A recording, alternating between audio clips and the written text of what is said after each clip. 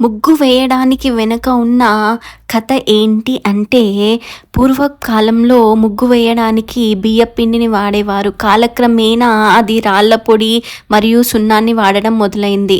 మనం ఇంటి ముందు వేసే ముగ్గు దుష్ట శక్తులను లోపలికి రానివ్వదు అని అనేవారు. ప్రతి పండగకి ఏదో ఒక రకంగా ముగ్గు వేయడం, దాంట్లో కలర్లు నింపడం అనేది మనసుకి ప్రశాంతతను ఇస్తుంది. ఇంటికి ఒక పాజిటివిటీని ఇస్తుంది. ఇంటికి వచ్చే వారికి వెల్కమ్ చెప్పుతున్నట్టుగా ఉంటుంది. మన తాతలు కావచ్చు, అమ్మమ్మలు కావచ్చు, మనకి మ్యాథ్స్ని ఒక ఆటలాగా నేర్పించారు. అదే ముగ్గు. ఉదయాన్నే లేచి వాకిలి తుడిచి ముగ్గు వేసి ఆ 5 నిమిషాలు మన మనసు అనేది చాలా ప్రశాంతంగా ఏకాగ్రతగా ఉంటుంది.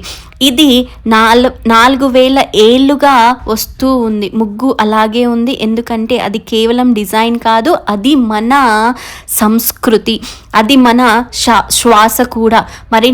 మరిన్ని ఇలాంటి ముగ్గు కాన్సెప్ట్స్ కోసం ఇప్పుడే మన ఛానల్ని సబ్స్క్రైబ్ చేసుకొని థ్యాంక్ యూ.